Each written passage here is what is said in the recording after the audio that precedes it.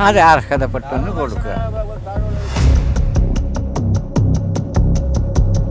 കുറച്ചൊക്കെ മാറ്റങ്ങൾ ഇനി വരാനുണ്ട്. റേഷങ്ങളിൽ അരിയെല്ലാം വെട്ടിക്കുറച്ചു. അതെന്താണെന്നുള്ള കാര്യം അതറിയത്തില്ല. അപ്പം നമുക്ക് 2 കാർഡാക്കണമെന്ന് പറഞ്ഞു. അതൊന്നും വേണ്ട, നമുക്ക് തരാനുള്ള റേഷനും കാര്യങ്ങളും നമുക്ക് തരിക.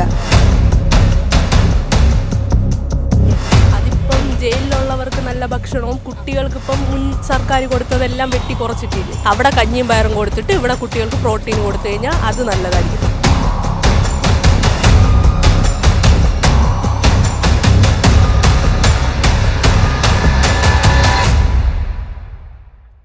നമസ്കാരം. ഇന്ന് 2026 ഓഗസ്റ്റ് മാസം 6-ാം തീയതി.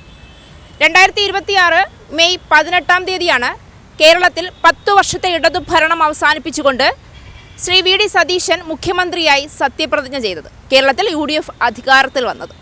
ഇന്നേക്ക് കൃത്യമായി പറഞ്ഞാൽ 80 ദിവസം. ഈ 80 ദിവസം ഒരു സർക്കാരിനെ വിലയിരുത്താൻ മതിയാകുമോ എന്ന് ചോദിച്ചാൽ മതിയാകില്ല എന്ന് തന്നെയാണ് ഉത്തരം. പക്ഷേ പൊതുജനം വിലയിരുത്തുകയാണ്. പല ഭാഗത്തു നിന്നും ആരോപണങ്ങളും പ്രത്യാരോപണങ്ങളും ഒക്കെ ഉയരുകയാണ്. കേവലം ഭ്രൂണാവസ്ഥയിലുള്ള ഒരു സർക്കാരിനെ വിലയിരുത്തുന്നത് ശരിയാണോ? ഇത്ര സമയം മതിയോ ഒരു സർക്കാരിനെ തങ്ങളുടെ ഭരണപാടവം തെളിയിക്കാൻ വേണ്ടി? ഇത്തരം 100 ചോദ്യങ്ങൾ ഉയരുമ്പോൾ ഞങ്ങൾക്ക് അഭിപ്രായം അറിയേണ്ടത് രാഷ്ട്രീയ നേതാക്കളുടെ പ്രസംഗങ്ങളിൽ നിന്നല്ല, പൊതുജനത്തിൽ നിന്നാണ്.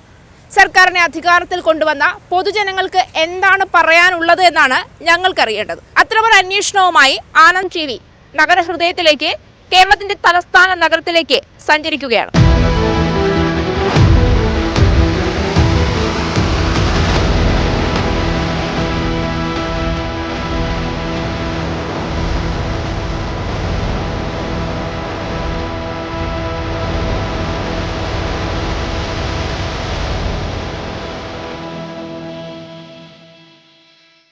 എൺപത് ദിവസമൊന്നും ഒരു സർക്കാരിനെ വിലയിരുത്താൻ മതിയാകില്ല. പക്ഷേ പൊതുജനം പല ആരോപണങ്ങളും പ്രത്യാരോപണങ്ങളും ഉന്നയിക്കുമ്പോൾ എന്താണ് പൊതുജനത്തിന് പറയാനുള്ളതെന്ന്, ഈ സർക്കാരിനെ അധികാരത്തിൽ കൊണ്ടുവന്ന ജനങ്ങൾ എന്താണ് പറയുന്നതെന്ന് വിലയിരുത്തുന്നതെന്ന് നമുക്ക് കേൾക്കാം. സതീഷിൻ്റെ ഭരണം വന്ന ശേഷം സ്ത്രീകളെ സംബന്ധിച്ച് ഏറ്റവും സൗജന്യയാത്ര, അത് സാധാരണക്കാർക്ക് വലിയ നേട്ടം. അത് കഴിഞ്ഞിട്ട് ആശാ വർക്കറുടെ അതും നല്ലത്. പിന്നെ ഇനിയിപ്പോൾ ഉള്ളത് ഈ വയോജനത്തിൻ്റെ, അതിൻ്റെ ഒരു വകുപ്പ് വന്നതിന് ശേഷം അവർക്ക് ചെയ്യാമുള്ളൂ. അപ്പം അങ്ങനെ ഇത്രയും അഭിപ്രായം നല്ല കാര്യമാണ്. ഈ ഭരണം തുടർന്ന് പോകുന്നതാണ് ഞങ്ങളുടെ താല്പര്യം. ജനങ്ങൾക്ക് ജനപ്രദമായ നല്ല കാര്യങ്ങൾ ഗവൺമെൻറ് ചെയ്തുകൊണ്ടിരിക്കുകയാണ്. പിന്നെ അത് കഴിഞ്ഞിട്ട് പട്ടികജാതിക്കാരുടെ കാര്യങ്ങൾ, ക്ഷേമങ്ങൾ, മറ്റു കാര്യങ്ങൾ ചെയ്യുന്നുണ്ട്. അപ്പോൾ ഞങ്ങൾക്ക് നല്ല താല്പര്യമാണ് ഇപ്പോഴത്തെ ഭരണം. ഇത്ര ദിവസം, ഈ ഒരു ദിവസം കൊണ്ട് തന്നെ ഭരണം എങ്ങും എത്തിയില്ല. ഒരു 80 ദിവസം കൊണ്ട് തന്നെ അത്രയും വിലയിരുത്തിയിട്ട് അഭിപ്രായം പറയുന്ന മറ്റൊരു വിഭാഗമുണ്ട്. അപ്പോൾ അവരോട് എന്താണ് പറയാനുള്ളത്? അവരോടെന്ന് വെച്ചാൽ അതിപ്പം ഒരു പാർട്ടി ഭരിക്കുമ്പോൾ അതിനെതിരാണെങ്കിൽ പ്രതിപക്ഷം അവർ നല്ല ചെയ്താലും മോശം തന്നെ പറഞ്ഞുകൊണ്ടിരിക്കും. പിണറായി ഇപ്പം 10 വർഷം തുടർ ഭരണം വന്നതുകൊണ്ടാണ് ഇപ്പം തിരിച്ചു കിട്ടാത്തത്. കാരണം ക്ഷേമ പെൻഷൻ പോലും അവർ കൊടുക്കുന്നില്ല. ഒരുപാട് കാര്യങ്ങൾ ചെയ്തിട്ടില്ല. ആ വെള്ളപ്പൊക്കത്തിന് കഴിഞ്ഞ ബാലൻസ് ഇന്നും കൊടുക്കാറുണ്ട്. അങ്ങനെ ഒത്തിരി കാര്യങ്ങൾ ദോഷം ചെയ്തുകൊണ്ട് അവർക്ക് ഭരണം കിട്ടിയില്ല. ഇനി അവർ ആരെയും നല്ല ഭരണം കിട്ടിയാൽ അവർക്ക് വീണ്ടും മുന്നോട്ട് പോകാം. വഴി അദ്ദേഹത്തിൽ കയറിയല്ലേ ഉള്ളൂ. കുറേ കാര്യങ്ങൾ ഇപ്പോൾ നടപ്പിലാക്കിയല്ലോ. ഈ നടപ്പിലാക്കി ആർക്ക് വേണ്ടി നടപ്പിലാക്കി, എന്തിന് നടപ്പിലാക്കി എന്നാണ് പറഞ്ഞത്? ഇപ്പോൾ ഈ 80,000 തൊട്ട് 1 ലക്ഷം രൂപ വരെ സൗജന്യം ചെയ്യാൻ ശമ്പളം വാങ്ങിക്കുന്ന സ്ത്രീകൾക്ക് സൗജന്യത്തെ എന്തിനടിസ്ഥാനത്തിലാണ്? നിങ്ങൾ കൊടുക്ക്. ഇപ്പോൾ പാവപ്പെട്ട നിർധനരായ ആൾക്കാരുണ്ടല്ലോ, അവർക്ക് നിങ്ങൾ എന്തെങ്കിലും ചെയ്യും. ഈ കാര്യം ഇതിന് തന്നെ ഞാൻ നെയ്യാറ്റിങ്കൽ ഇവിടെ വന്ന പാർലമെൻറ്റിൽ തിക്കി എല്ലാം ലേഡീസ് എന്തിന് സൗജന്യയാത്ര? ഇത് ആർക്ക് വേണ്ടി? ഇത് എന്തിനു വേണ്ടി? ഇതൊക്കെയാണ് ചിന്തിക്കേണ്ടത്. നിങ്ങൾ 10 പൈസയ്ക്ക് അധികം ആദായം ഇല്ലാത്തവർക്ക് നിങ്ങൾ കൊടുക്കുക, അത് നമുക്ക് സന്തോഷമുള്ള ഒരു കാര്യത്തിന്. പക്ഷേ ഇതൊക്കെ കാണിക്കുന്നത് ഇത് പിന്നെ കുറേ വോട്ട് പിടിക്കുക, സിമ്പതി പിടിക്കാൻ വേണ്ടി മാത്രം, അതേ ഉള്ളൂ. വേറെ ഒന്നും പറയാനില്ല മക്കളെ. 76 വയസ്സായി. അതേ സമയത്ത് ഇരുന്ന് ആരും അനങ്ങുന്നില്ല. നോക്കിയപ്പോൾ എവിടെ സ്ത്രീകളുണ്ട് അവിടെ ചവിട്ടിക്കൊന്ന് വാരുന്നത് കയറ്റിക്കൊണ്ട്. ഇത് ആർക്ക് വേണ്ടി? എന്തിനിത്? അത് അർഹതപ്പെട്ടൊന്ന് കൊടുക്കുക, അതാണ് കൊടുക്കേണ്ടത്. ഈ ഗവൺമെൻറ്റിന് എംപ്ലോയീസിനൊന്നും കൊടുത്തിട്ട് ഒരു കാര്യവുമില്ല. അവർ പിന്നെ ഇപ്പോൾ ഉള്ളത് ബസ്സല്ല, സിറ്റി ഫാസ്റ്റ്. ഇതെന്തിനു വേണ്ടി മക്കളെ? ഇതൊക്കെ തെറ്റല്ലേ, അന്യായമല്ലേ? നമ്മൾ തന്നെ കയറ്റിച്ച് നമ്മൾ തന്നെ അവരെ കുറ്റം പറഞ്ഞ് തെറ്റല്ല മോനെ.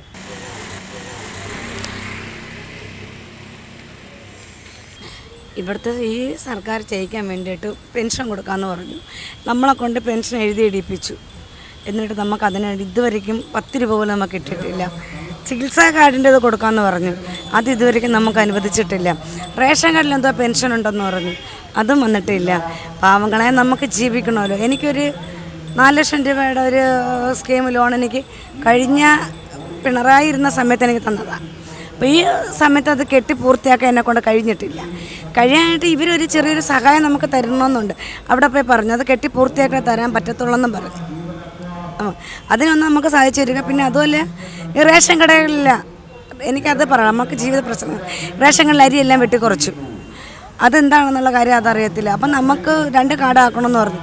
അതൊന്നും വേണ്ട, നമുക്ക് തരാനുള്ള റേഷനും കാര്യങ്ങളും നമുക്ക് തരിക, അത്ര മാത്രമേ എനിക്കുള്ളൂ. പിന്നെ പവർ കട്ടും ബാക്കിയുള്ള കാര്യങ്ങളുണ്ടായിരുന്നല്ലോ. 10 വർഷം കൊണ്ടില്ലാത്ത കാര്യങ്ങളെല്ലാം ഇപ്പോൾ ഉണ്ട്. പിന്നെ പോലീസ് പയ്യന്മാരെ പിടിച്ചു കഴിഞ്ഞാൽ അത് നല്ലതാണോ ചീത്തയാണോ അവർ ചെയ്ത കുറ്റമാണോ എന്നുള്ള അവർക്ക് അറിയേണ്ട കാര്യമില്ല. അവരിടിച്ച് ചതയ്ക്കോ, അത് പാടില്ല. അവർ ഒരു കാര്യങ്ങൾ ചെയ്തിട്ടുണ്ടോ ഇല്ലയോ എന്നുള്ള കാര്യം അവർ മനസ്സിലാക്കി വേണം അത് ചെയ്യാൻ. അത് നമ്മളെ മന്ത്രി അത് പ്രഖ്യാപിച്ചേ പറ്റൂ.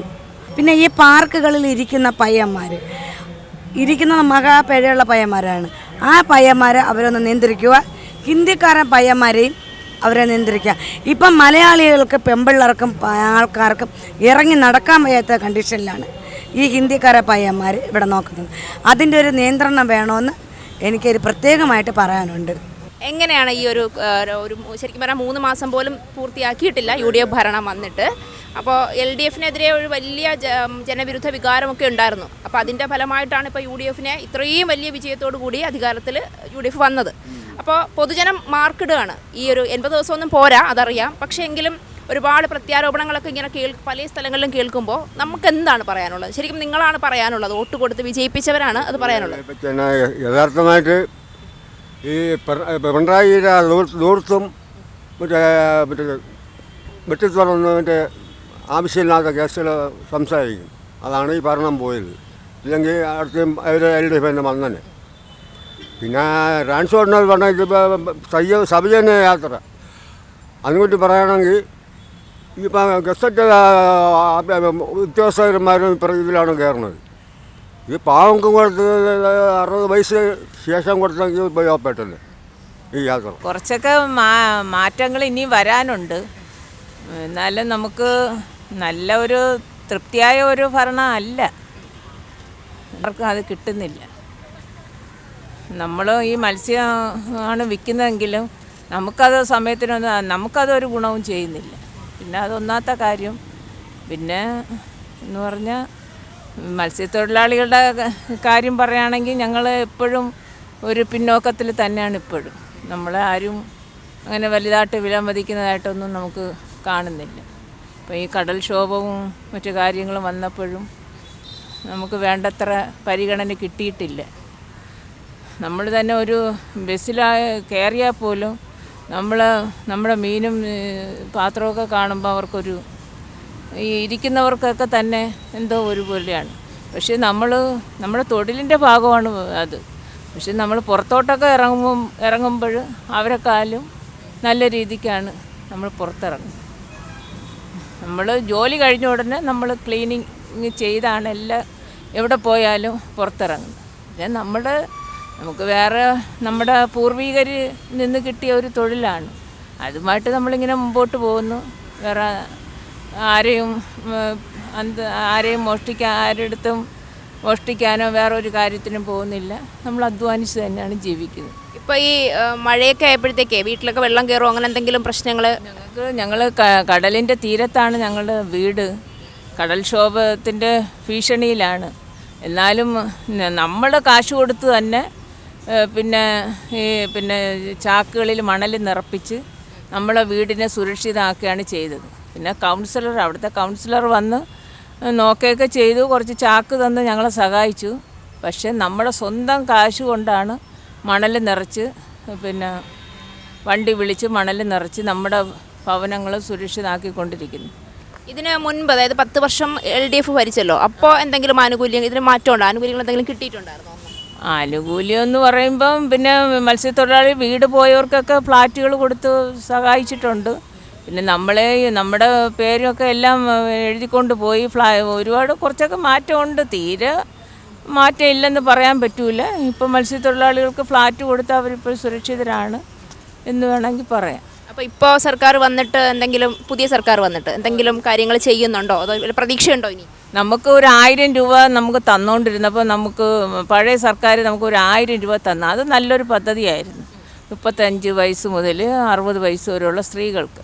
അത് പക്ഷേ എല്ലാവർക്കും അതിൻ്റെ ക്രമം അനുസരിച്ച് എല്ലാവർക്കും കിട്ടുന്നുണ്ട്.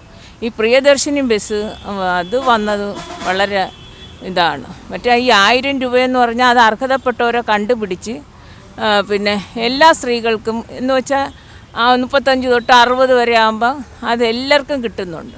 ഈ പ്രിയദർശിനി ബസ് എന്ന് പറഞ്ഞു കഴിഞ്ഞാൽ കുറച്ച് പേർക്ക് കിട്ടുന്നില്ല.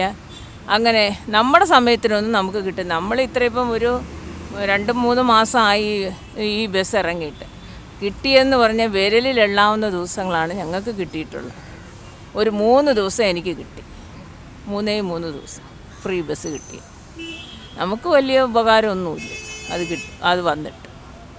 1000 രൂപ തന്നത് നമുക്ക് എല്ലാവർക്കും 2 മാസത്തെ കിട്ടി.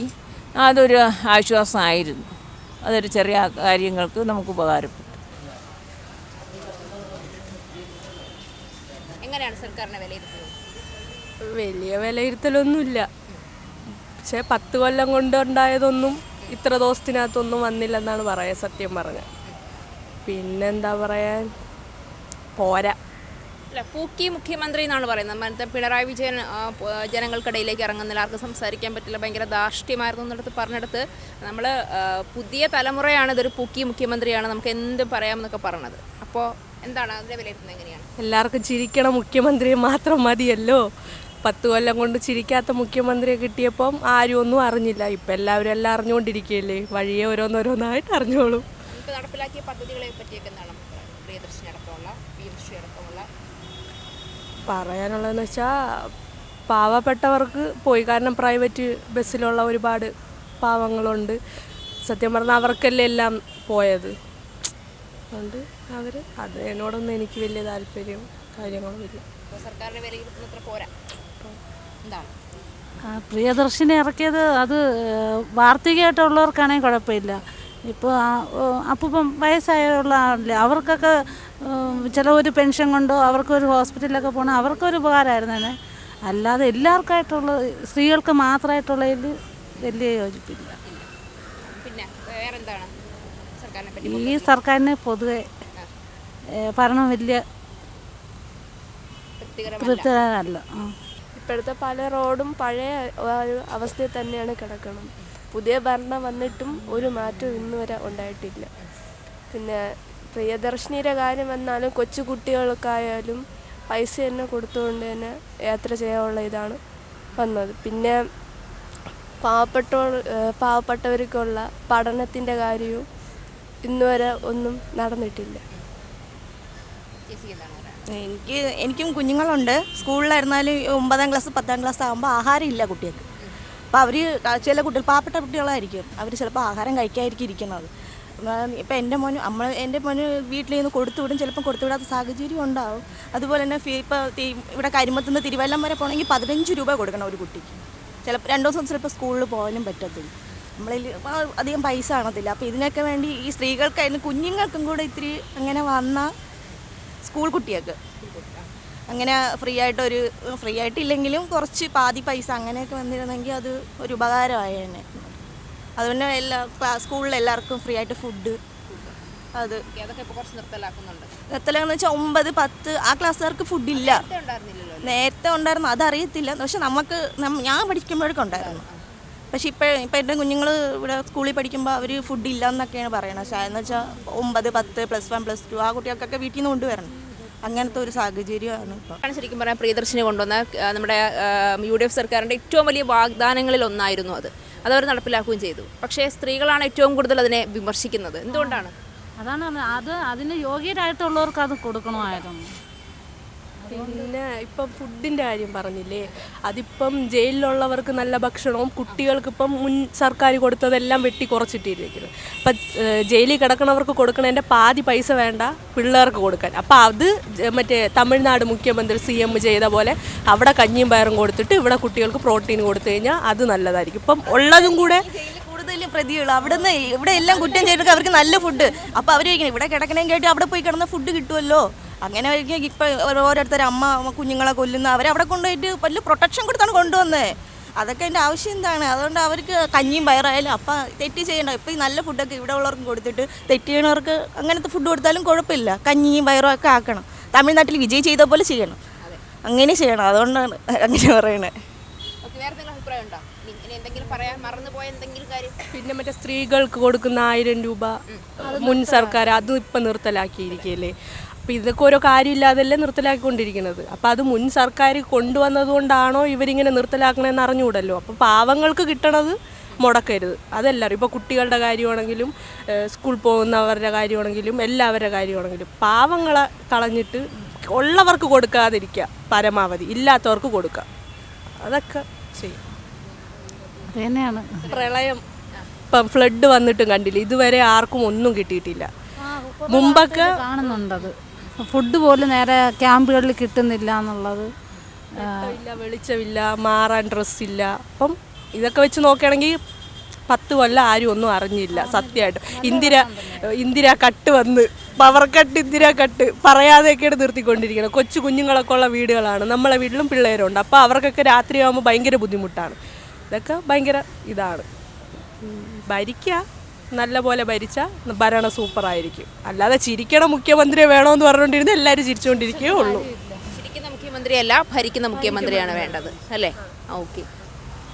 10 വർഷത്തെ ഇടതു ഭരണത്തിനു ശേഷം കോൺഗ്രസ് ഭരണകൂടം കേരളത്തിൽ അവതരിപ്പിച്ചത് ഒരു പൂക്കി മുഖ്യമന്ത്രിയാണ്. ജനങ്ങൾക്കിടയിൽ ചെല്ലുന്ന, ജനങ്ങൾക്കിടയിൽ ഇറങ്ങി ചെല്ലുന്ന, ചിരിക്കുന്ന, എപ്പോഴും സമ്പാദിക്കാൻ കഴിയുന്ന ഒരു മുഖ്യമന്ത്രിയെ. പക്ഷേ പൊതുജനം തൃപ്തരാണോ എന്ന് ചോദിക്കുമ്പോൾ പല കാര്യങ്ങളിലും അവർ തൃപ്തരല്ല എന്നാണ് ഞങ്ങളോട് വെളിപ്പെടുത്തിയത്.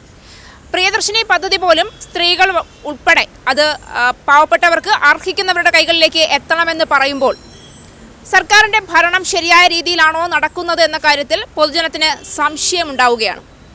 80 ദിവസം കൊണ്ട് ഒരിക്കലും ഒരു ഭരണകൂടത്തിനെയും വിലയിരുത്താൻ കഴിയില്ല. പക്ഷേ മാറ്റങ്ങൾ ഉണ്ടാവേണ്ടത് ഇവിടെ നിന്നാണ്. ജനങ്ങൾ എന്താണ് ആഗ്രഹിക്കുന്നതെന്ന് തിരിച്ചറിയേണ്ടത് ഇവിടെ നിന്നാണ്. ജനങ്ങളാണ് യഥാർത്ഥ വിധികർത്താക്കൾ. 5 വർഷത്തിനപ്പുറം വീണ്ടും ആര് ഭരിക്കണമെന്ന് തീരുമാനിക്കേണ്ടത് ഈ പൊതുജനമാണ്. അവർക്ക് വേണ്ട മാറ്റങ്ങളാണ് കേരളത്തിൽ ഉണ്ടാവേണ്ടത്. അവരുടെ വാക്കുകൾക്കാണ് വിലയുണ്ടാകേണ്ടത്. അവരെന്താണോ ആഗ്രഹിക്കുന്നത് അതാണ് കൃത്യമായി നടപ്പിലാകേണ്ടത്. വീണ്ടും പുതിയ വാർത്തകളും വിശേഷങ്ങളുമായി കാണുന്നതുവരേക്കും നന്ദി.